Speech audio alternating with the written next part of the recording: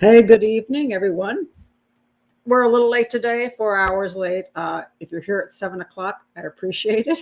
I don't know where you are around the globe, but I know it's 4 hours later than my usual program because I went away on a trip with my daughter and my granddaughter, and we barely made it back because my granddaughter locked the keys in the car about 3 hours from here.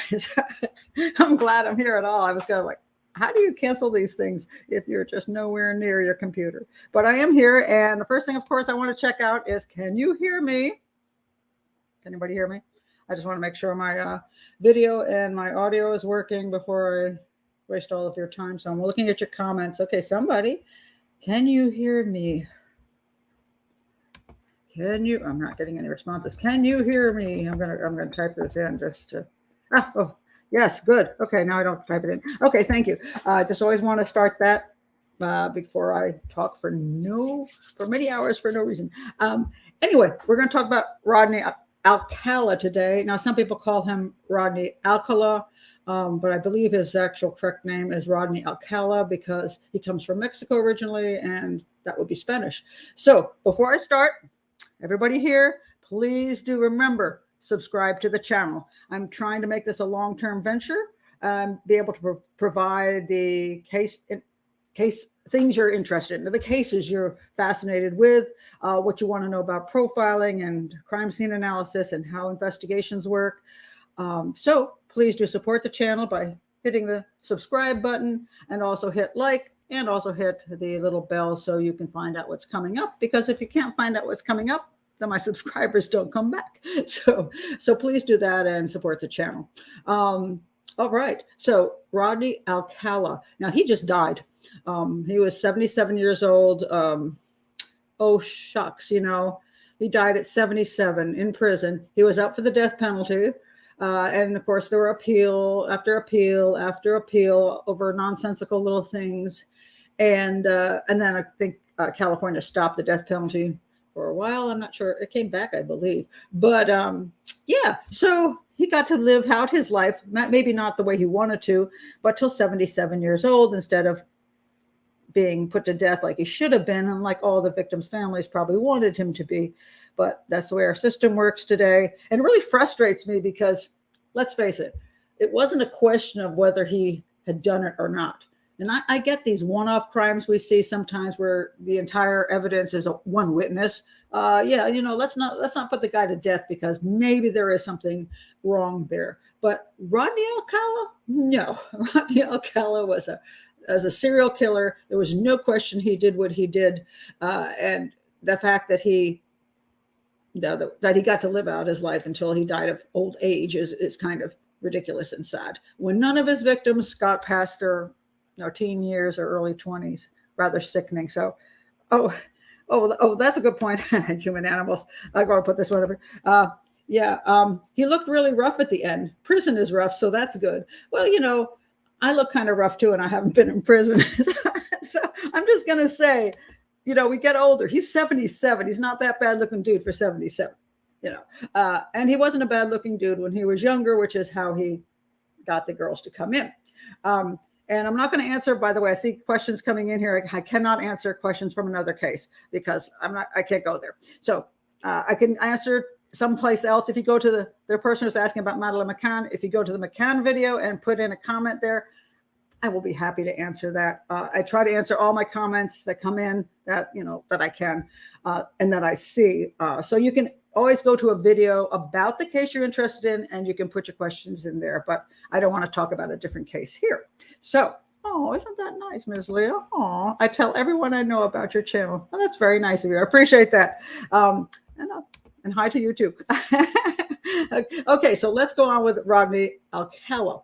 I'm gonna go to my great resource, which is always Wikipedia, and I always joke about that because the reason I use Wikipedia is simply because it's fairly dry in its presentation, but it allows me to, first of all, not have to have a million notes in front of me, and then I can comment on the basic information, and that's what I'm going to do with Rodney Alcala. There's a lot of videos out there, and there's movies, and there's people's commentary, and this is kind of not what you're going to get here, because a lot of people do like to hear about how creepy serial killers are, and they love to read a whole entire fat book about the serial killer's ventures. And I'm not into that. Serial killers to me are not as interesting as all that. What I am interested in is how we catch them. So I've got two issues with serial killers that I think are important.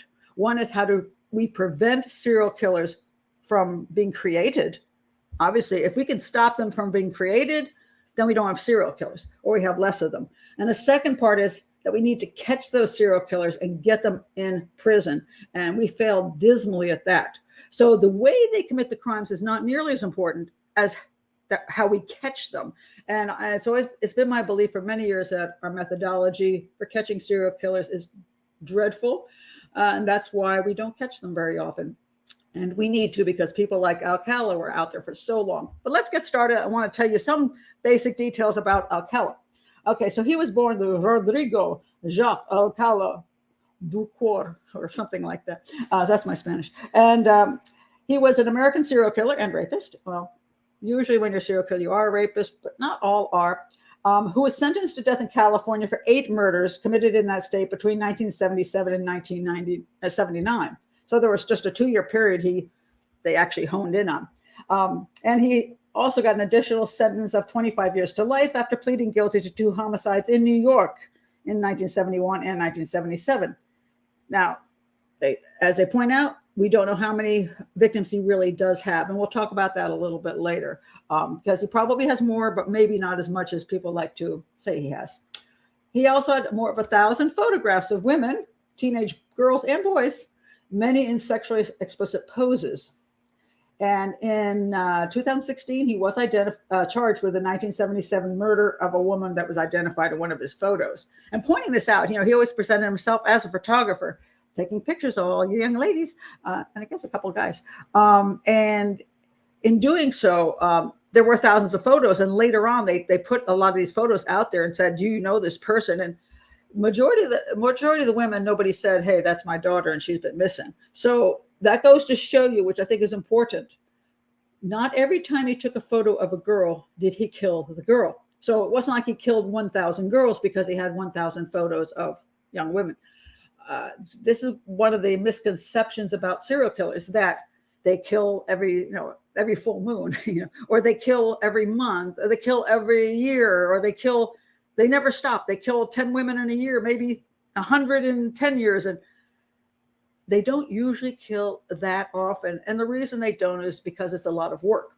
And also their killings usually go along with their emotions. So if they're in a good place, they have that fantasy, but they put it aside because they're in a good place. Maybe they've got themselves a girlfriend or a good job or whatever, and they're okay for a while. And then it all goes to hell. The girl dumps him. The people at work just decide they really don't want that guy over there anymore. So they fire him. And now he's pissed off at the world. And then he has the time and the anger in him to go out and show the world who's boss. You think I'm an absolute nobody. I'm going to show you I'm somebody. I'm going to do something so outrageous and so horrifying, but you're not even going to know it's me. And I always liken this to Clark Kent and Superman. And it's interesting. A lot of serial killers really have an interest in comic books and the good and evil. And they always envision themselves as the good guy, which is really kind of funny. But the Clark Kent Superman thing is really, I think, is a very realistic viewpoint of many serial killers. During the day, they are Clark Kent, that quiet, unassuming young man. And then, all of a sudden, tonight or whenever, they turn into Superman and they kill somebody. And then next day, they're Clark Kent again. And there's quite a few cases where people will say, well, you're saying that he killed somebody at like 6 a.m, but at 7, he was at work at the coffee machine looking perfectly normal. And they're correct, because he's now Clark Kent again. So, it's a very strange thing, but it's kind of the way they view the world, that they are secretly Superman. And you just view me incorrectly. If you only understood who I really was, I'm how great I am. So anyway, let's go on about one more about Alcala. They said he toyed with his victims, strangling them until they lost consciousness, then waiting until they revived, sometimes repeating the process several times before finally killing them. One police detective described him as a killing machine, and others have compared him to Ted Bundy. Well, there's a lot of people to compare somebody to, but I'm sure Alcala only wants to be compared to Alcala. As far as how he killed them, one of the things I've talked about before is, and this is kind of different than what the FBI says. They have different groups. They have 4 groups. I only have 2. I call it slow and fast, because there's really only 2 ways to do it. Either you do it quickly and you get it over with in a few minutes, or you prolong it. And you can, some people they don't have the desire to work that hard at it. They want the cheap thrill. They want it quickly. And some people like to make sure that it lasts a long time. And he's one of those that makes it last a long time. So, there's just 2 kinds. And the guys that usually make it last a longer time are usually the harder guys to catch for some, well, let me think about that. Well, they usually plan better. I don't think Alcala was all that good, to tell you the truth. I think he kind of screwed up, but then he got away with it, and we'll talk about that in a minute. But there are some who, if they just jump out of the bushes and kill you and then jump back in the bushes and disappear, they can be hard to find because their crimes are so bland in a sense. They kill quickly, they rape and kill, and they're done in 10 minutes. And there may be some evidence, but there's just not a lot of weird stuff going on. Nobody's necessarily seen the person if they jump out of the bushes. And if you remember Ted Bundy, now he was seen. I mean, the one time that Ted Bundy went to Lake Sammamish, he's walking around outside of his gold Volkswagen with his fake, cast on his arm, saying to girls, "Hey, can you help me out? My name's Ted." Okay. When people call him brilliant, I always laugh. I'm like, that was really bright. And Alcala was walking around on the beach going, "Hey, girls," So people saw him. So it's not like he was that sneaky sometimes. So it's amazing, actually, that he did get away with it for so many years. But he shouldn't have. And here's where he shouldn't have gotten away with it. Oh, and we're going to talk about the dating game show, because this is why he's so famous, quite frankly, because he got on the dating game. And I'll address that in a little bit. So anyway, he committed his first crime in 1968. An eyewitness in Los Angeles called the police after watching him lure an 8-year-old girl named Tali Shapiro into his Hollywood apartment. When police arrived, the girl was found alive, having been raped and beaten with a steel bar, but Alcala had fled. To evade the resulting arrest warrant, he fled the state and enrolled in the New York University Film School using the name John Berger. And one of the sad things about this was that he finally was arrested and extradited to California. And this was back, now he was in there, let's see, when did this happen again? So 1968. So he disappeared into New York for until 1971. And the FBI added him to a list of 10 most wanted fugitives in early 1981. Now I'm asking you, why did it take them 3 years to put him on that list? The girl was attacked in 1968, right? I gotta keep going back. 1968, it was his apartment. You have a raped and brutalized 10-year-old girl. You wait 3 years to put him on your most wanted list when he flees? I personally don't understand that. And then the really sad part is this. He finally was extradited back to California. And by the way, but between that time, he was working he got a counseling job in New Hampshire at a camp for children. Isn't that nice? He used a slightly different alias, and somebody said, "Wait a minute, isn't that guy?" So he didn't really use a disguise or anything. Meanwhile, he did. There was a woman who was raped, a TWA flight attendant, Cornelia Crilly. She was raped and strangled in a Manhattan apartment, and her murder remained unsolved till 2011. So he was a little busy in New York. So when he attacked that girl in California, the little girl, he went off to New York for 3 years, and he did rape and murder again. So already he's now a serial killer, but he wasn't put on the most wanted list for 3 years. And when he was, and somebody did recognize him. So maybe they should have done that in 1968. Anyway, he got sent back to California. By then, Shapiro's parents had relocated their entire family to Mexico and refused to allow her to testify at Alcala's trial. Unable to convict him of rape and attempted murder without their primary witness, Alcala was convicted of child molestation and was sentenced to 3 years. And this just, wow, this drives me nuts. Okay, so a girl was found in his apartment. It was his apartment, and the police knew who did it, and everybody knew who did it because he also fled. And because this little girl, I guess she was 13 at the time, the family didn't let her testify. He basically, his crime spree isn't stopped. If that had gone to as a murder trial, I'm sorry, it wasn't murder because she survived, an attempted murder, and rape and attempted murder, and given him 20, 30 years, we might not have had all these other crimes. But because she didn't testify, how quickly did he get out? Let's see. 17 months later. Yes, 17 months later. And in less than 2 months after his release, he was rearrested for assaulting a 13-year-old girl who had accepted what she thought would be a ride to school. Once again, he was paroled after serving 2 years. Okay. This is the problem with the American court system. Now, first of all, as far as the first girl goes, I'm a little ticked at the family. I understand you want to protect your daughter and don't want to have to suffer through testifying in this crazy system. But interesting enough, that same girl showed up years later to testify against him, in another homicide, a surprise witness. And I think she felt guilty. Probably her whole life she felt guilty that she hadn't testified as a teenager, because all those other girls that died because she didn't testify as a teenager. Now, it wasn't her fault. And I'm not saying her parents, maybe they were just so distraught they couldn't stand their daughter going there. But if you don't testify, and this is what happens in a lot of cases where women are raped and they don't want to go to court, they don't want to go to the police, and they say, it's just, I can't do it, it's humiliating, whatever. But I have to say, ladies, I know it's a struggle to do something like that. But if you don't, you are, in a sense, aiding and abetting the future crimes of this criminal. If you know who he is and you can stop him, I just think you got to do it. You got to do it, or you're just letting him go and hurt other people the same way you were hurt. And I don't understand how you can live with that. I mean, I just don't get it. But at any rate, so he's now out again, attacks another girl. So this was not an unknown serial predator, very well-known serial predator, but somehow he's able to just wander through the United States and do whatever he darn well pleased to do. This was kind of sickening.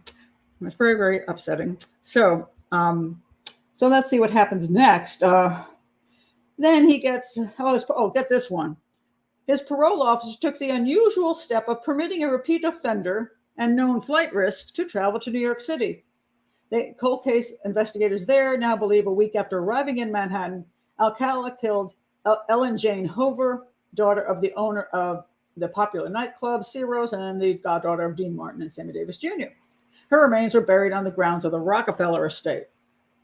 So, here's a parole officer, and he is allowing a serial predator to go on his way and basically get out of the sight of anybody watching him. Is that okay? I don't think that's okay. So we have a problem with our court system. We have a problem with the FBI not putting him on that wanted list. We have a problem with the parole officer just letting him wander around, already knowing who he is. So we're not talking about a situation where nobody has a clue about this guy, because most of the time we have no clue about serial killers. They commit crime after crime after crime, and a lot of times we have no idea who they are, and we haven't caught them. Maybe we have interviewed them, but they've gone on their way, and we didn't realize they were the serial killer. I'm talking about police investigation. But to know who the guy is, and it still goes on, is kind of frustrating. And so what he did was, he also worked at the Los Angeles Times as a typesetter.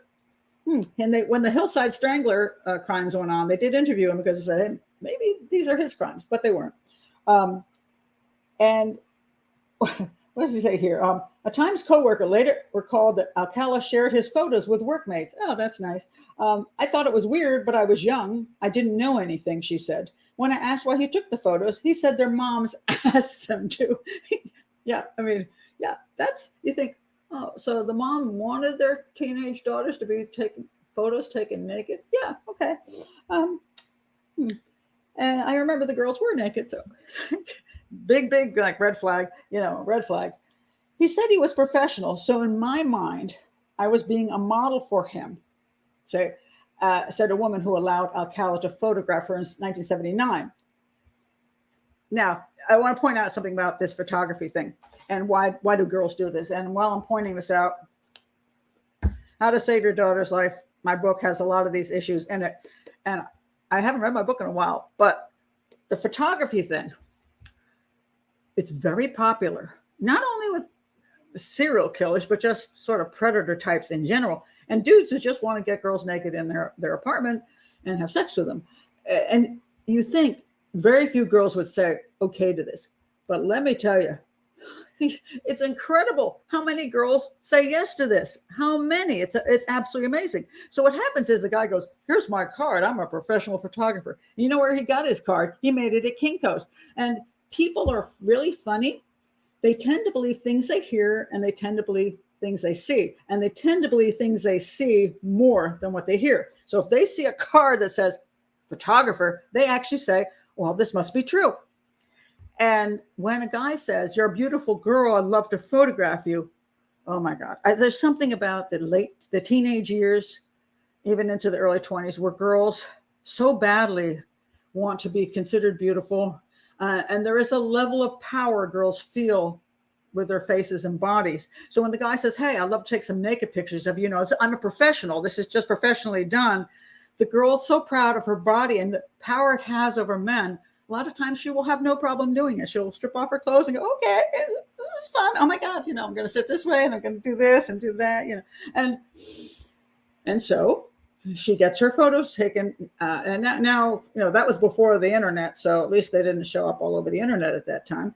But girls go for this all the time. And what did I point out? Thousands of pictures. I mean, when the police found his stash, it wasn't like he had 6 pictures. It's like, how many girls did you photograph, dude?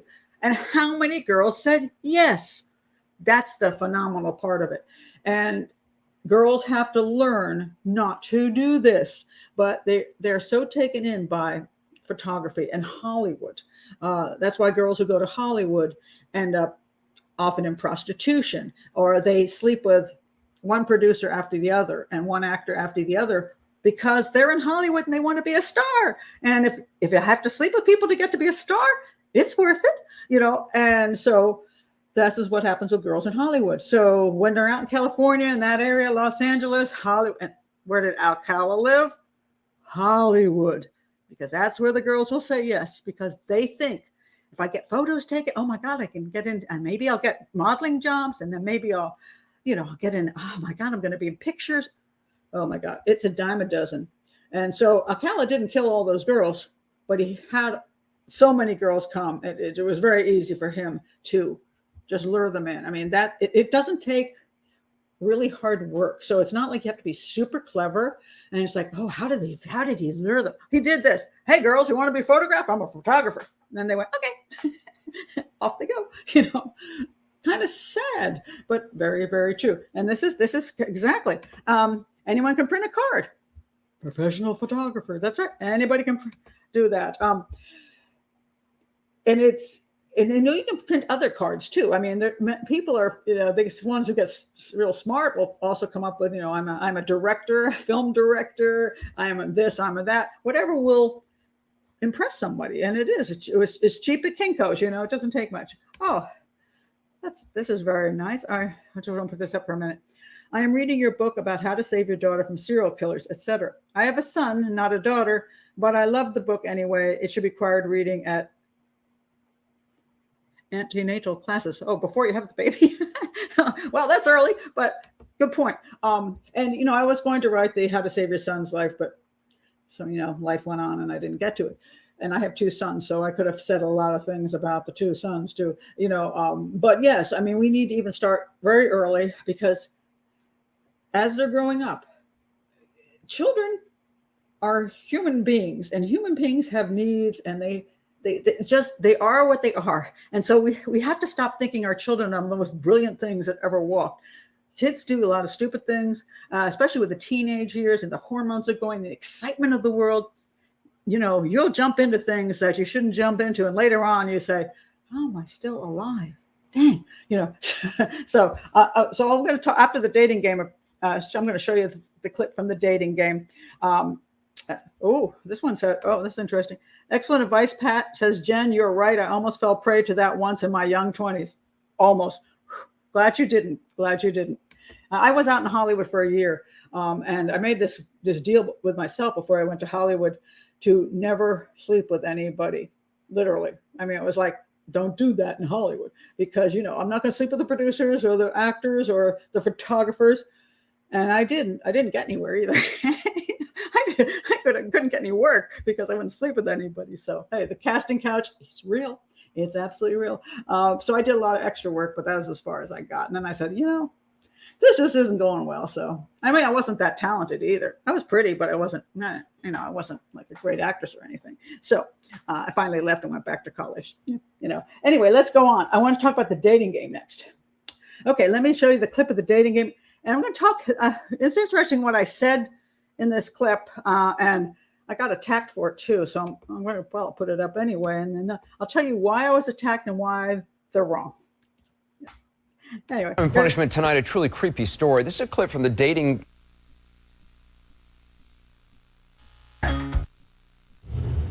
Crime and Punishment tonight, a truly creepy story. This is a clip from the dating game back in the 1970s. Bachelor number one, the guy you see there, was just convicted of 5 murders. Bachelor number one is a serial killer, it turns out, and he had already had a violent record when this episode aired. He didn't just appear on the show, he actually won the date. In a moment, I'll talk live with another contestant who sat next to him that day. But first, here's Tom Foreman. Your host, Jim Lang. Back in 1978, The Dating Game was a popular TV show, and in his only appearance, the 35-year-old photographer was a hit. Please welcome Rodney Alcala. Rod, welcome. He was in game show fashion charming, funny, and suggestive. What's your best time? The best time is at night, nighttime. Flash forward, this is Rodney Alcala now. Convicted of murdering 4 women and a 12-year-old girl in separate incidents around Los Angeles around the time of that show, when he acted like just another guy. We're going to have a great time together, Cheryl. Serial killers are tremendous actors. Pat Brown, a criminal profiler, watches that show and sees nothing unusual because, she says, that's what Alcala wanted. Serial killers are predators, and yes, they act like an animal that is trying to get his prey, and the rest of the time is trying to blend in so we don't notice him. At least one person noticed something. Bachelor number 2, Jed Mills, still recalls how Alcala seemed dark, slimy, and obnoxious, treating others like objects until he wanted something. I'm called the banana, and I look really good. Can you be a little more descriptive? Peel me. Investigators have long pursued Alcala. Even before he appeared on The Dating Game, he had been convicted of kidnapping and raping a young girl. He was convicted twice in the killing of Robin Samso, that 12-year-old on her way to ballet class. Twice the case went to retrial before finally this latest conviction for her and 4 other murders. Okay, so Rodney Alcala on The Dating Game. And let's take a look at this. I like this, but I think I'll go with this picture. Okay, sorry about the slightly messed up video, which I didn't know was messed up. But I did that show, and this was one of the most watched videos that I ever put up on my other channel, which I can't get into anymore because for some reason they blocked all our channels. So that's why I started the new one. Anyway, there were a lot of comments. Well, that's a worst. That's an idiot for a profile. How could she say he seems normal? I mean, he's creepy. He's creepy. That dude is creepy. Okay, let's talk about how creepy he was. Look at how the girl was behaving. The contestant. She's wearing a very low cut dress. She's very suggestive. What would you do? She's doing, and this was The Dating Game. Personally, it's kind of a creepy game. It was creepy to begin with. The girl selecting one of the 3 guys, and there were always these horribly suggestive questions, and you were supposed to answer them in a very suggestive way. That was the way the stupid program went. And actually, I think it was the the director or whoever ran the show did not want to have Alcala on, kind of didn't like him. And then his wife said, oh my God, no, he's just what girls would like. His looks are great. He's kind of intense. The girls will really go for him. Well, she did go for him. So she didn't think he was creepy while he was on the show. His purpose of being on the show was to win. He played the game. That's what I was meaning by it came off as normal. As normal as, the dating game. The dating game's not, I say it has its sleaziness to it to begin with. But he got selected over the other two guys. So he came, the wife was right. The girl selected him. So he accomplished what he sought to accomplish. On the show, he's a fairly attractive guy. He's not my kind of guy, but he's an attractive guy. And I guess he's a little sexy. That's what she saw him as. Now, then there was this, Anderson Cooper says, and then I interviewed this other guy. Well, yeah, the other guy now says the guy's creepy because in retrospect, yeah, it's Rodney Alcala. He's a serial killer. So of course looking back, oh my God, the guy's really creepy. Now the girl didn't go out on the date with him because at some point she had more conversations with him. Now, at that point, you can sometimes feel there's something not quite right about them. Serial killers are like that. And psychopaths, a lot of these psychopaths in general are like this. And I will tell anybody this also. If the guy comes in for example, for a job interview, the guy may hire him because he seemed like a great guy. Even when they talk to police in an investigation, sometimes a police detective will say, well, he came in, I talked to him for an hour, he seemed like a great guy. In 1 hour, he can handle it. If you're around the guy long enough, then you start saying, that guy creeps me out. Because he cannot keep it up 24 hours a day. He will have his creepy behaviors, his odd psychopathic behaviors. They're there. A lot of times they are ignored by people. Let's say you have a lot of money and people like spending your money. You're taking them out. You're taking them to fancy places. You're buying the drinks. Remember, who was it? The Peterson, not Scott Peterson, the other Peterson. The one who killed his wives off, 2 at least out of 3. I forgot his name. Anybody remember his name? I'm blanking here. What's his name? Peterson, the one in, where was he? He's on the East Coast. Drew, thank you. Thank you, Sarah T. Yay. I got to have you up here for my memory because I don't have any memory anymore. Drew Peterson. The guys like Drew Peterson. And you wonder if he was killing off his wives, why did they like him? Well, because he was a fun guy when you're at a bar. And a lot of guys are very, hey, he's just being Drew, and they let that go, even though there are psychopathic behaviors. And girls, a lot of times, ladies, their problem a lot of times is they want to be with somebody. They want a romance or they want to get married. And they overlook a lot of psychopathic behaviors because they want what they want. So I always tell people, don't get married for 2 years and make sure that the guy is okay, because a lot of times people jump into relationships because, and by the way, a predator will not waste his time. So if you go to the predators online, for example, the sex predators online, you know what they do? They will open up like 8 boxes in a chat room. And they'll say to each one of the girls, hi, how you doing? Blah, blah, blah, blah, blah. And then they'll say something like, hey, do you like, are you open sexually? Blah, blah, blah. And this girl goes, ew, you're creepy. And she goes, cancel. And this guy goes, ew, cancel. And this other girl goes, well, depends what it is. And he's like, there we go. That one. He hones right in on her. Now, he's not going to waste a ton of time trying to get her. So if she doesn't cooperate, he'll just dump her and go on. And so any woman who wants to be sure she's not hooked up with a bad guy, just don't rush into the relationship. Hold back. Don't give him money. Don't give him your credit card. Don't let him move in. All of those things. Just take your time. And if he's a predator, he's going to be gone because, especially if you have a young daughter and he really wants to be with your daughter and not you. Well, if he wants to move into your house so he can molest your daughter and you don't let him move in, guess what? He'll be gone by the end of the week. So they don't have patience. So, but so they are creepy, but not necessarily during the dating game. He didn't exhibit anything right during the game, which was anything that wasn't normally during the game. And yes, now that you know he's a serial killer, you can look back and think, oh, he sounds creepy to me. But in reality, he wasn't during the dating game at that time. So some people just aren't aware of, what things were like in those days. Now, I want to point out a couple other things because many of my subscribers have mentioned this book, Gift of Fear, and it's missing. Robin says, "I think he's missing some teeth. Turn off for me." Some girls just like the hair,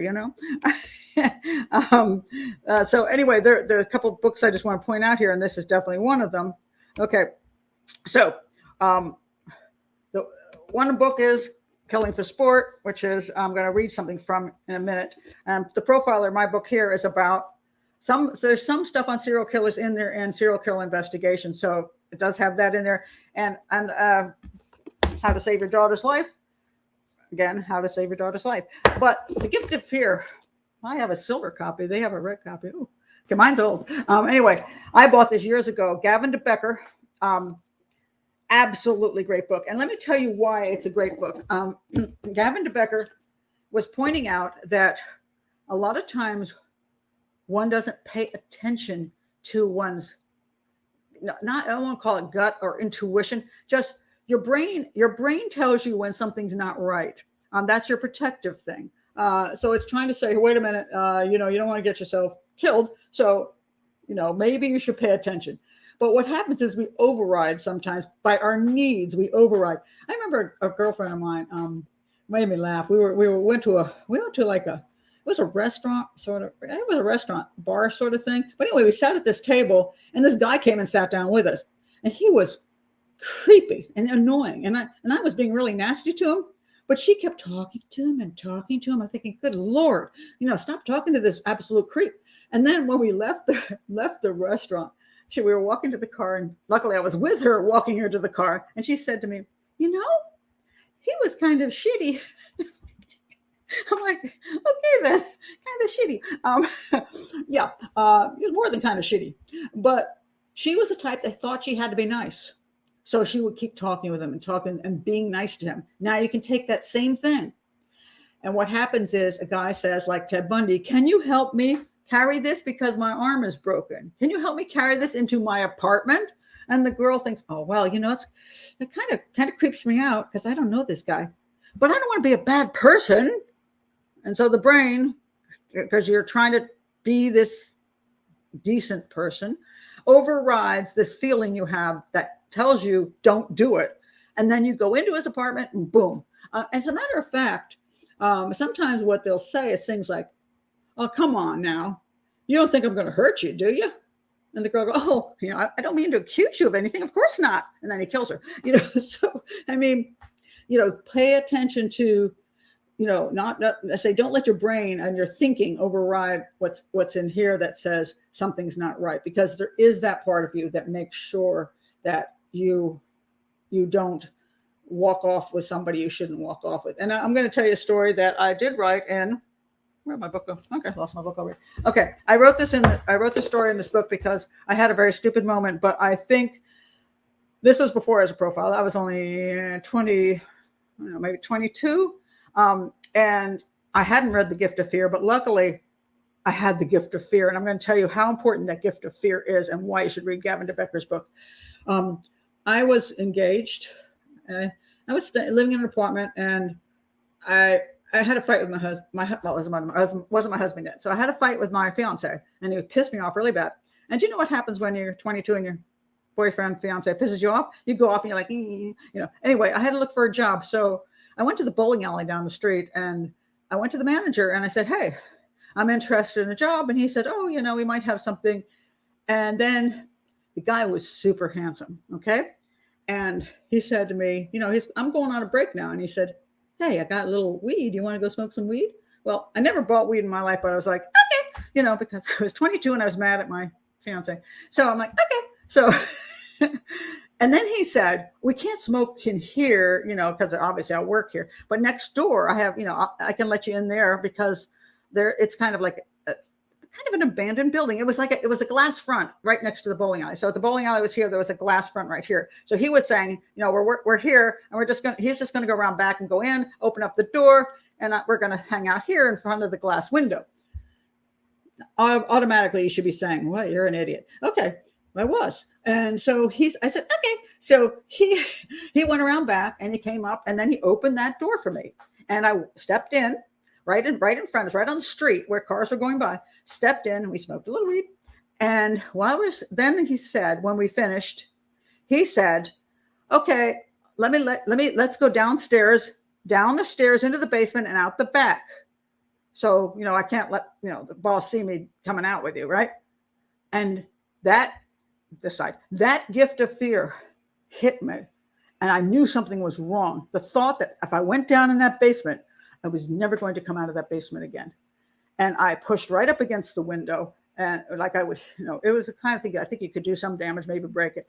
And I said to him, I will not go down in that basement with you. You open this door now. And he looked me in the eye and he said, you think I'm going to kill you, don't you? And I looked at him in the eye and I said, yes, I do. And he let me out the door. And then he ran around the back and said, see, no. To this day, would I have come out of that basement alive? I still don't believe I would have. I don't know who the dude was. I don't know if he ever became a criminal. I went home and I was like, oh my God, well, how was I such a bloody idiot? But that gift of fear, that moment when I thought, I'm not coming out of that basement. If I go down in that basement, he is going to rape and murder me. I just know it. And the fact that he looked me in the eye and said, you think I'm going to kill you, don't you? Is not a normal thing for a guy to say, is it? That's the kind of thing a psychopath says, because he's been caught at the game. And I'm looking him dead in the eye and he's telling me exactly what is true. And I said yes. And at that point, I don't know whether he thought it wasn't worth the fight because I was going to fight him right there at the glass window, or whether he just at that point just wanted to prove me wrong. I have no idea. But thank God I didn't go down in that basement, or I might not be here talking to you today. So anyway, I got a lot smarter in my life, but I was young and stupid and did something dumb. Oh, look at this one. Oh, I want to hear this one. Oh, Justine Brown says, I did the same, angrily walked into the night because I was angry at a boy and I got chased by a group of men and only narrowly escaped. When we're young, we get angry. How many times have you heard like a teenager jumps out of a car and gets hit by another car? I just recently that happened. A mother was driving. She had a fight with her teenage daughter. Daughter opens the door, jumps out in the middle of a freaking highway. Dead. And you think, why would you do that? How stupid. But, emotions in young people are strong. And they don't always make the wisest decisions because they just don't. But The Gift of Fear, brilliant book. I highly recommend it. Because he does point that out, that a lot of times we do know something's wrong, and yet we talk ourselves out of it. Don't talk yourself out of it. You think something's wrong. Don't talk yourself out of it. Get out of there as quickly as you possibly can. And so that I think is really, really important. Oh, this is nice. Let's see what this is. Oh, yeah, Jen, it was a very innocent time culturally. I don't think you were an idiot. Your response was very smart. Your senses kicked in. Yes, it did. But I think my own daughter, I would say, what the hell are you thinking? First of all, there's no reason for you to go to an isolated location with a cute guy, especially you were also engaged. So what were you thinking? You were mad. So you thought I wasn't going to have sex with him. That wasn't the thought. It was just that, I want to be paid attention to. I was angry and I didn't hardly ever smoke marijuana, but I was mad. So my way of being mad was to be stupid. And so, yeah, I was stupid. Personally, I think I was stupid. So that's important to point out. But The Gift of Fear, absolutely. And sometimes we don't spend enough time analyzing situations to prevent ourselves from getting into the situations. And that's one of the reasons I wrote my book, is because I try to teach my granddaughter these kinds of things right now, even though she's still pretty young, because I'm like, okay, let's look at the situation. When I finally write my book on traveling, I was like, stay with women and children. Stay with women and children. If you're a female and you run away from women and children and you're hanging out on isolated streets or go into a place where there's just guys, you may not ever get out of that country you just went to visit, because that's probably, if there were no women and children there, you probably shouldn't have been there either. And I've traveled in some countries which, women don't have quite as many rights as men. And there are definitely places you don't want to go. You want to dress appropriately. Okay, I don't care. Well, I have the right. No, when you're in certain places, you don't really. And you dress according to the culture so that people don't want to hurt you because they think you're a hoe. I was in Morocco when I was how old was I? 2019. Anyway, I went on a date with a really nice guy. There's nothing wrong with the dude. And so I went on this nice date. How did this end up happening? Oh, that guy was a nice guy. That wasn't it. It was some other moment in time when I was in Morocco. And I walked down the street and this guy started harassing me. And this police officer was just completely ignoring me because in that location at that time, I was wearing tight jeans, a tube top in Morocco, a tight jeans, a tube top, and some flip-flops, I think. That was inappropriate. That's not what people were wearing in that area. The girls of my age in that area were not wearing that. The next time I went back to Morocco, I dressed more conservatively. When I went to Egypt, spent a month in Egypt, I hijabied out. I had my hijab on. I had my long sleeves, my long skirt. I looked very Egyptian. The harassment just dropped like a rock because I was appropriately dressed for the location. So putting all your personal little, ideas aside, safety is the most important thing. And so I've always learned, stay with women and children, unless you're with somebody, a male who is a safe male to be with, and then you can go with that male places because he'll protect you. Sorry about that, guys. But that's, it's sad but true. That's the way the world works, and until it changes, we have to live within that. And unfortunately, a lot of girls want to have fun. That's why they do all the shots, and they get so drunk they don't know what they're doing. And date rape is a big problem because of that. But a lot of these girls, they went with this creepo dude, and that's what happened to him. Now, I want to point out a couple things about him as a serial killer.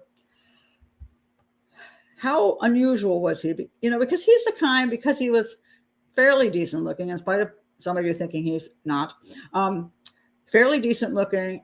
He did lure women. He did pose women, and he did take souvenirs from them.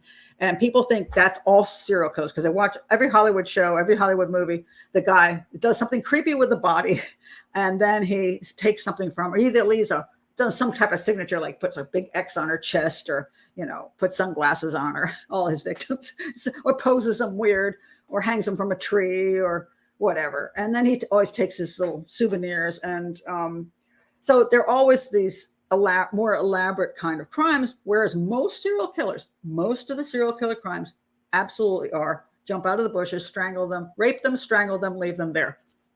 Most serial killers do not do anything fancy. But this guy did do some things that were fancy. So consequently, he's one that Hollywood loves to, put into their ideas for what serial killers are like. And so this is what they did find. They found... let me see wait a minute, I'm trying to find the things that they found. They found some souvenirs and they found pictures of these a lot of people. Oh, earrings. They found earrings from victims. I think they found 2 sets of earrings from victims. And he did like to pose the ladies. Now, he likes to do photography. I mean, so it's kind of normal anyway. He is a photographer. I'm not saying you can't take a decent picture. I don't know if he did any real photography, but he called himself a photographer. He liked taking pictures. And he did take pictures of a lot of girls. Of course, it did get them into his apartment too. So then it's just a good trick. But he probably also liked taking pictures of girls. So when you do modeling, to have girls model for you, they do pose. So consequently, once he's killed them, well, why wouldn't he want to express himself by posing the bodies after death as well and taking pictures? I mean, it's an extension of your personality. So that's something he likes doing. So to take that into the crime scene is not unusual. Crime scenes are very much a representation of you. If you're a serial killer or any other kind of crime, you don't do things that you don't like doing. And people don't understand that. Serial killing is fun. You're having a good time. I mean, you may be stressed. You may be, maybe I hope I can get away with this, but you like doing it. And you're only going to do what you like doing. So it's like when people say, oh, I drank too much. I did something I would not normally do. It was out of character. No, it wasn't. You did what was in character. You just were drunk, so you thought you'd just go ahead and do it. But you do things that are in character, and serial killers do everything in character. They just pick the kind of fantasy that they like. So if they have an idea of what they want to do. And okay, let me put it this way. A guy walks into a bar and he's looking for a pretty girl and he wants to have a nice night with a pretty girl. When he fantasizes about having the fun night with a pretty girl, we're not talking about a sexual predator. I'm not talking about a serial killer, just a dude going to a bar thinking maybe I'll get lucky. Now, when he fantasizes about that girl, he doesn't fantasize something he doesn't like doing sexually. And when he gets her back to his place, he doesn't do things with her sexually he doesn't like doing. That's human nature. So serial killers, no different. They do what they like to do. So, that's the way it works. Now, let me read you a couple things I wrote in my book, Killing for Sport, about posing bodies and souvenirs. And mind you, I have a weird sense of humor. So, okay. So, okay, why do some serial killers pose their victims' bodies? Well, it makes a nice display and prolongs their control over the victim. Not only that, the control then carries over to the person who finds the body and the police who come to the crime scene. And even better, the serial killer knows the police will take pictures of the crime scene and his work will be forever documented. A good pose will go a long way. And people don't think about the fact that it's not just about that moment in time. It is absolutely true. There are going to be crime scene photos of that pose forever. And he's sitting back going, oh my God, it's great. Look, the police walk in and go, oh my God. And then the pictures are taken. It goes in, it might even end up in court. Yay. Exciting, really exciting. Now, there are actually not many serial killers who go to the trouble of posing their victims. Most just leave their victims where they lay when they're finished with them. They lose interest in the body once they have finished killing their victim, and they go on their way. Some leave as quickly as possible so they're not caught in the act, and others just leave because they're finished their work and it's time to head home. And that's a reality. So the majority of them don't waste their time. But, yeah, on occasions, profilers have decided a body is posed when it just flopped into a grotesque position. So that's an issue too. So sometimes in the head of the profiler or the police investigator, oh, look, he posed her. No, maybe he didn't. Other times it is clear that the victim is posed. As can be noted in one of Danny Rawlings' crimes, there is no way the victim's dismembered head just accidentally ended up on the furniture staring directly at the front door. It was placed there. Obviously, it tickled Rowling to imagine the look on the face of the first person to open the door and encounter this ghastly sight. So really, you can't argue that point. I mean, if you put the head of somebody facing a door, so when you open a door, oh, Jesus, God almighty, obviously done for the amusement of the serial killer. Not very often. Again, if you take 100 serial killers, you're going to I'd say you're really down maybe 10% to do anything really, really super weird.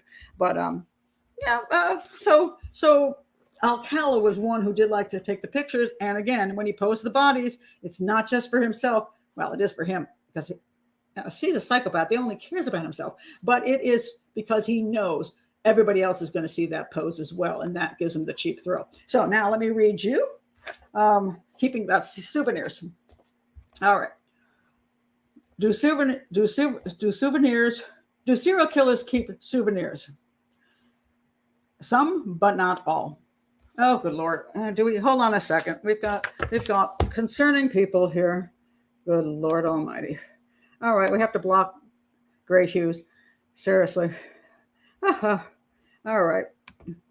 I have to block everybody who's going to do this nonsense. Oh, good Lord. Okay. It's not the real GH. Okay. Well, if it isn't, he's gone anyway.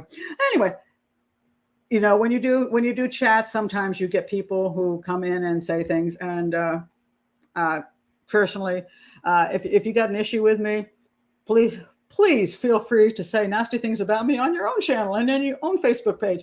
But I will block anybody who comes here to speak ill of me on my own, in my own house. And I will never go to your house and speak ill of you because I think it's rude and I think it's ridiculous because anybody who's on YouTube or on television is in the public eye, and somebody will always disagree with you.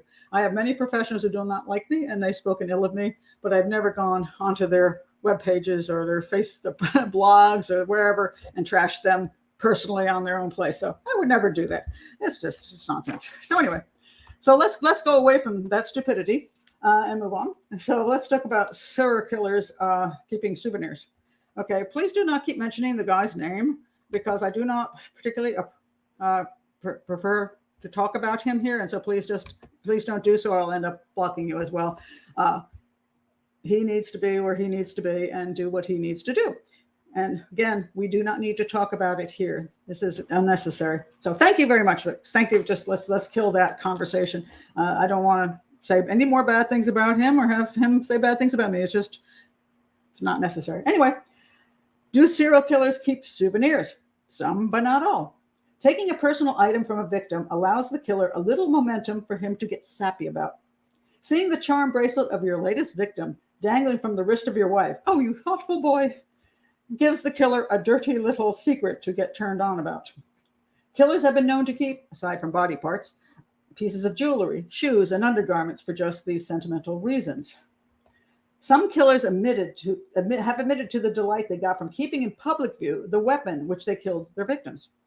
Using the rope he bound his victim with to tie down a load of rubbish for the dump brings him a whole new thrill. Here is evidence of his crime right out in the open, and nobody has a clue. And something else I want to point out here. While he may take the cheap sterling silver chain with a crystal angel on it for sentiment, he may also take the 1-carat diamond ring to pawn so he can put gas in his van. So the issue about souvenirs is that some do take some souvenirs because, when you go on a trip and you really had a great vacation, you might want to bring home a souvenir. And if you go kill somebody and have a really nice time, you might want to bring home a little memory from that moment. Most serial killers don't. They're too lazy. They don't care. They're done. They'll go home and they've had their fun time. Most of them don't. And so when you see every single serial killer movie have a souvenir in it, it's exaggerated. And it's not necessarily very often true. But once in a while, there are those guys who do that. And that is one reason it's very important.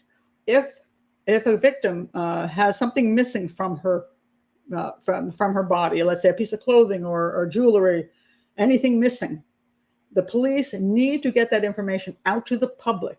And although a lot of people think, oh, no, keep that quiet because you want to go to his house and find that souvenir there. Well, yeah, but 10 or 20 years later is kind of ridiculous. But what may happen is if you tell the public, he took a souvenir from the girl, it's a little heart with a little yellow bird on it. And it's a little silver, it's on a silver chain. It's a little heart with a yellow bird. And some woman out there goes, crap. My boyfriend just gave this to me. He said he bought it at the store. And then she calls the police and says, my boyfriend just gave that to me. So if you want to catch a serial killer quickly, you want to get information out to the public that will help them do that, help the police do that. Keeping things secret to the point of the fact that you have no idea who it is and hoping you'll eventually find him with that piece of that item is not necessary. So it's always important to talk about the weapon because the guy already knows what weapon it is. It's not like that's a big secret to the police. So if if the person was shot, if the person was stabbed, if it's a small knife, if it's a big knife, the killer already knows the police know this stuff. The killer already knows that things are missing from the body. So you don't have to say how many times the person was stabbed or what position they were laying in because that's not important to the public. They can't help you to figure that out from that. That's not going to help. However, if you look back at Ted Bundy, when that information went out that Ted Bundy, there was a guy named Ted driving a gold Volkswagen and he had his arm in a cast and his girlfriend said, crap, my boyfriend's name is Ted and he has a gold Volkswagen and he has material for cast in his drawer, which I never quite understood. And guess what? She called the police and told them, I think it's my boyfriend Ted. And she told him about the gold Volkswagen and the material for making casts in his thing. And guess what the police did? Nothing. They decided because he was a law student, it couldn't be him. And he went on his merry way to kill lots more people. But if they had done their job, they would have brought him in right then and there. And the girlfriend did turn him in. So that information going out to the public was absolutely useful to being able to identify somebody as the possible serial killer. So yeah, that should definitely be, something you should not have. The police should not keep secret anything that will help them identify the killer. So anything more about this guy? Let me see if there's anything in here. Anyway, they did have a lot of photographs, but I say they really didn't get a lot of people saying that this was proof that, that their loved one wasn't one of the people in the photograph. So, and if they were alive. So that didn't really lead them to a lot of other people he might have killed. They suspect he killed a lot of other people. And here's the problem. Depending on, if you don't have DNA, there's more serial killers that overlap than people realize. For example, the Hillside Strangler, the police did interview Alcala about the Hillside Strangler murders because they thought it might be him, and it could have been. And so the problem is, unless there's something so specific that would keep it being absolutely has to be this guy, no other killer kills like that, which is, again, is very rare. It's hard to sometimes identify who's killing who, or who's killing whom. Let me say that correctly. Who's killing whom? And, they overlap. And then there may be a third serial killer. Nobody even knows about who killed somebody and dumped their body too.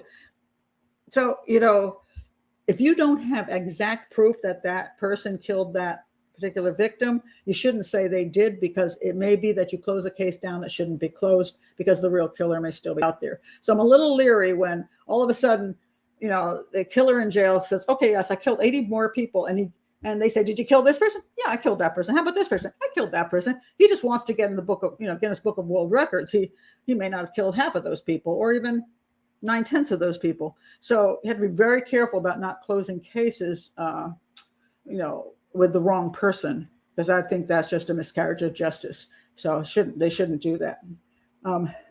Let's see what this is. What are the police really good at in investigation? Sometimes we probably need to regain trust and faith and remember how tirelessly they pursue people. Seems too often they're failing. Okay, this is both a problem. I believe, and I'm working on this, I'm developing a program for detectives, profiling for detectives. And believe me, the number one profilers in this world are detectives that are on the case, because that's exactly what they're doing. They're doing crime scene analysis and they're profiling the case. So they are the criminal profilers of the world. And they do need to do it in the first 48, because after that, everything goes south. But the problem is there's not a lot of training for police detectives, especially when it comes down to things like serial homicide, because you don't run into it that often. Most of the time, if you're working on a city, as a big city agency, there's a lot of shootings going on. One teenager shoots another teenager who shoots another teenager. And it's like, okay, this guy shot this guy because he got pissed off. They looked at his girlfriend. And this guy shot this guy because he was in the other gang. And you know who it is, or you may not know who it is, but it's not that hard to track down. You can track the car that was seen. You can track, there's a whole bunch of things you can track, because the motive is not all that difficult. When you find a dead girl in the bushes, raped and murdered, now you're standing there going, crap. Because you don't have anything. You don't have witnesses. You just don't have anything. You don't even know. You don't know what the purpose is, except for the fact that it's a serial killer, probably. And then who is it? Who in the entire neighborhood could it possibly be? And unless you have something really unique to go with, you go to the community and you can, what you should do, and I'll say this over and over again, what they should do is the police agency should speak up, not with emotion. They should have a chart and they should give the details. At 2 p.m., the victim left work. She was supposed to be home by 3 o'clock for her children. Between 2 and 3 appears to be the time that she was attacked on the path she was walking home to her house. So between 2 and 3, we're looking for somebody in the community who was not working between 2 and 3, who does not have an alibi between 2 or 3, but that is a psychopath. And then explain what a psychopath is and explain how she was killed. The woman she was stabbed to death. So you may be looking for somebody that has a weapon, a knife. She was stabbed to death, and they use a very thin-bladed knife. If you know somebody who was available during that time, who is psychopathic, who has that thin-bladed knife, who maybe was throwing the knife away, trying to hide the knife, whatever, give that information out as soon as you can possibly give it out and ask for help. But don't go, we don't know if anybody has any information to give us on a girl who was murdered yesterday. Where, when, how, give me some information I can work with, and then go, we're going to get you, you bad guy. You're what do they always say? I'm blanking on the word I want to use here. It's gone out of my head. Anyway, the emotional stuff that police do a lot of times when they talk, and they are emotional because the terrible thing has happened, but you don't want to speak with that emotion to a serial killer because it only makes him really thrilled. Coward. That's the word I was looking for. Coward. You're a coward. Actually, it takes a lot of guts to go kill people. You're not a coward. You're a loser and you're evil, but you're not a coward. Mass murderers, I don't think they're cowards. I think they're evil, horrible people who have a lot of balls to go into a place all dressed up and shoot people down and end up dead at the end of the day. That's not cowardly. It's horrible, but it's not cowardly. And I don't know why we keep using those words. It's just not. It's loser. Loser's a better word. You're a total freaking loser. Yes, you are. But that doesn't do any good in trying to get information, because trying to piss the guy off or play games with him never works. So it serves, don't do that. Don't do that. Give the public the proper information so they can identify, keep away the psychics and all the other people coming with kooky ideas. Oh, my boyfriend, I just don't like my boyfriend tonight, so I'm just going to report him. Try to give them enough information where you can get good information in return.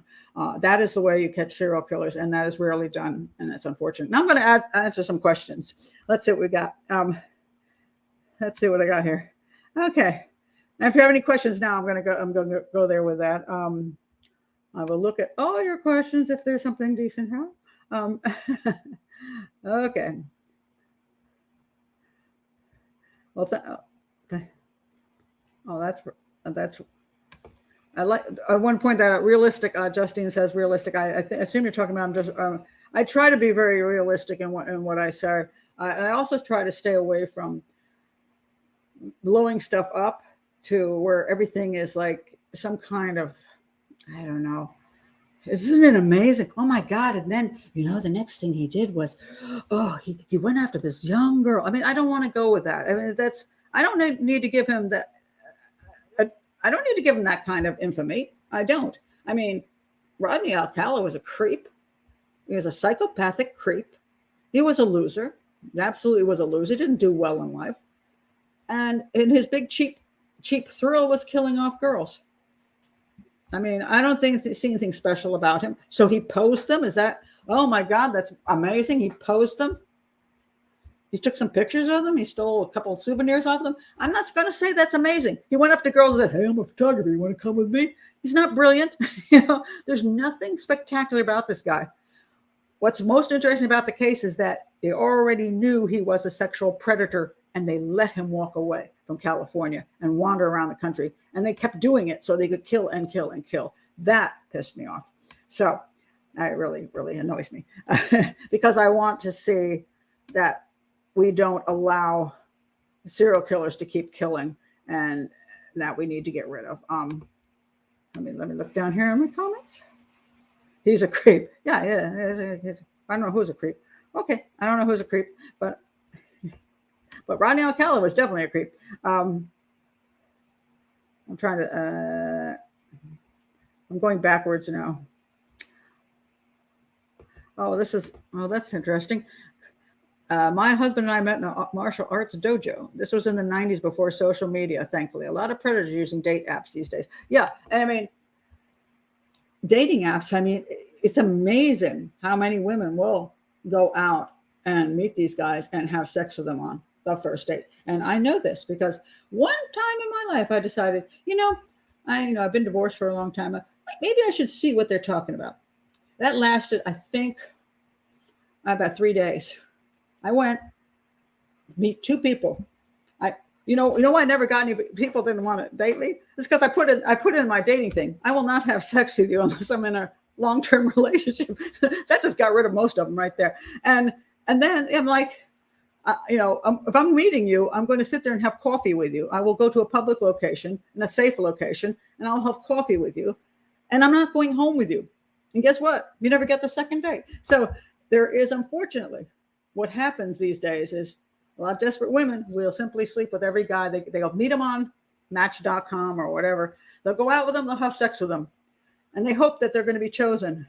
If the guy likes them well enough, he might go out with them twice, as long as he gets sex the first time, because he doesn't want to wait for the second round.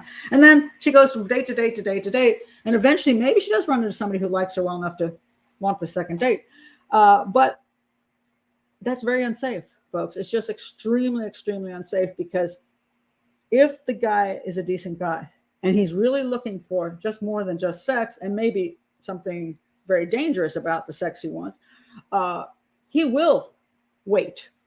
And, in the old days, you used to court, and you didn't get sex. You used to court until you became, a couple who's married. And now expectations are really quick. And this is not just true for young people. This is not true for women in their 40s, 50s, and 60s. I've seen this way up there. And they just go sleep with every guy they go out with. And it's dangerous, because, maybe you like just having sex all the time with the new guys, and that's your prerogative as a female, but it's dangerous. It's simply in fact is dangerous.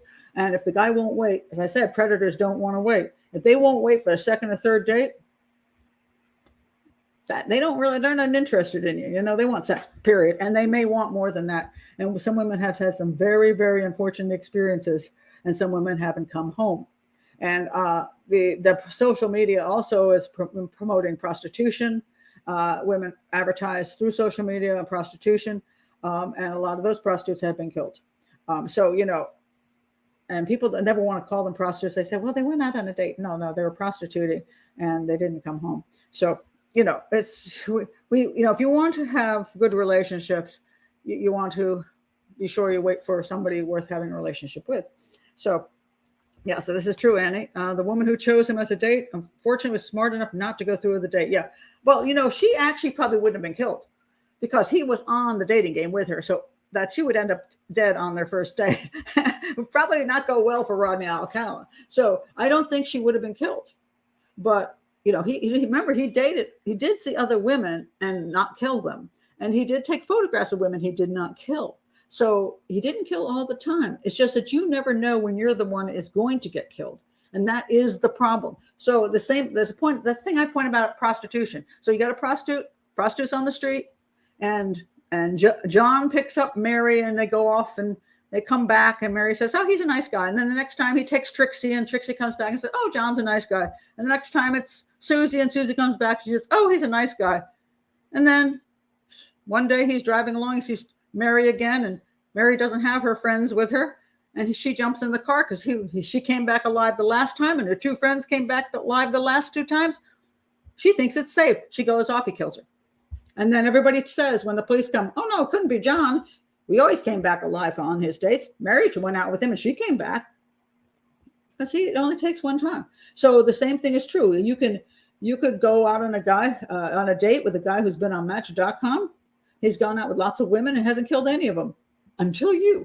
And you're the lucky one. Maybe because for whatever reasons, you didn't ask the right questions. You didn't say, you picked a place where he could get away with a phony name or whatever. And then he says, wait, nobody's going to be able to trace this woman to me. So he kills you. So you got to be very, very careful about those kind of things. It's just crazy. Oh, let me see what it says here. So women, wake up and stop making excuses for men. They're telling you exactly who they are and what they want. Stop with he's been hurt before. He's afraid of commitment. Well,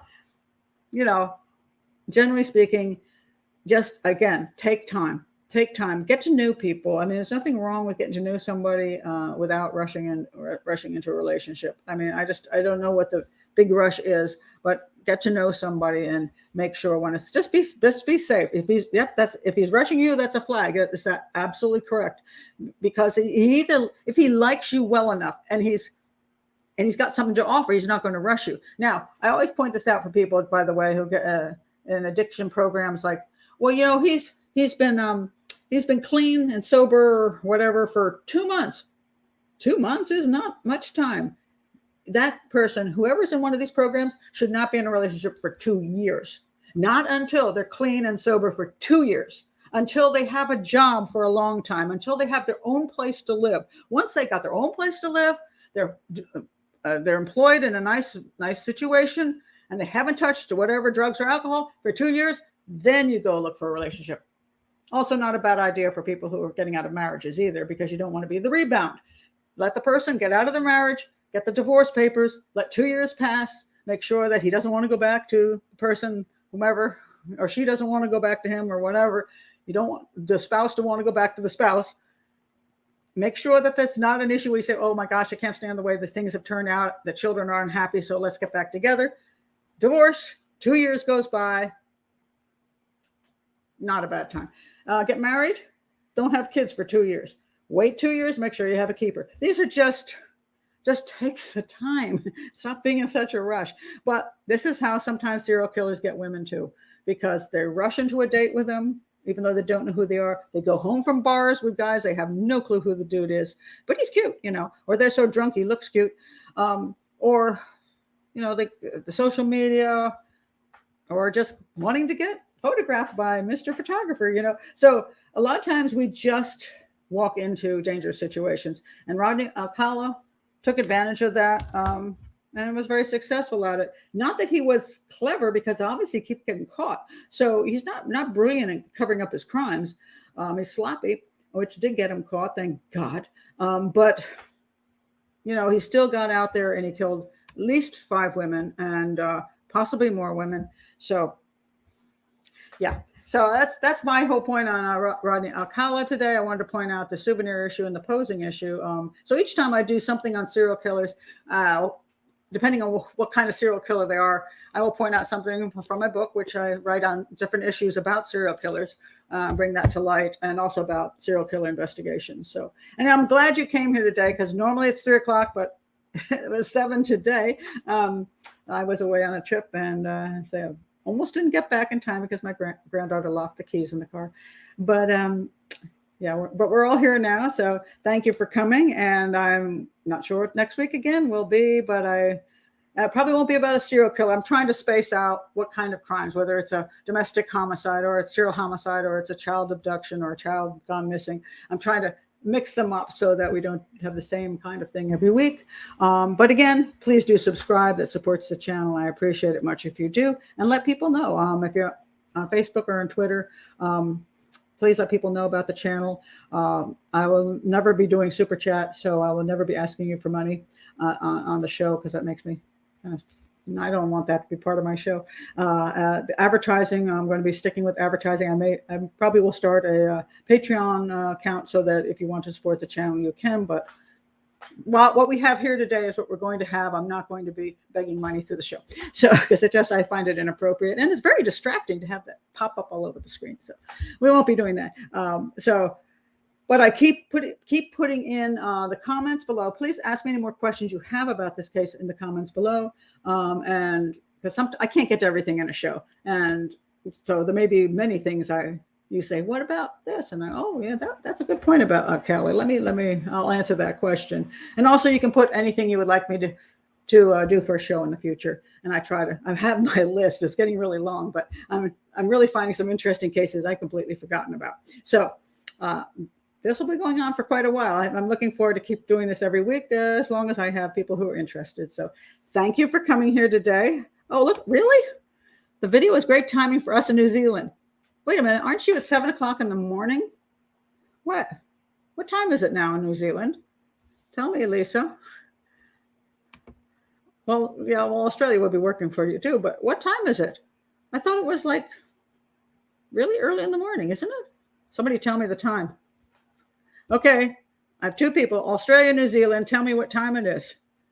I have, really? 10:20? Oh, I looked wrong at my world clock. Oh, interesting. That's it's bad for people in England.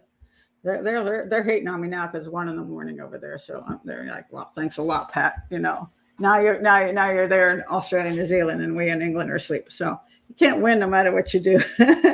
But who knows? Maybe I'll do different times at different times. So, but this was mostly because I wasn't available at 3, but I haven't figured out always what time I'll do this at. So I might switch it around. So 1:20 a.m. Okay. Well, aren't you nice, Martin? This Martin's awesome. 1:20 a.m. You need to go to sleep. Maybe you're a night guy. So, I'm a night person. I'd be up to 2 o'clock. So it would be okay for me. So anyway, thank you all for being here today. I'm really glad you came. It was good fun as usual. And I will be back next week. Bye.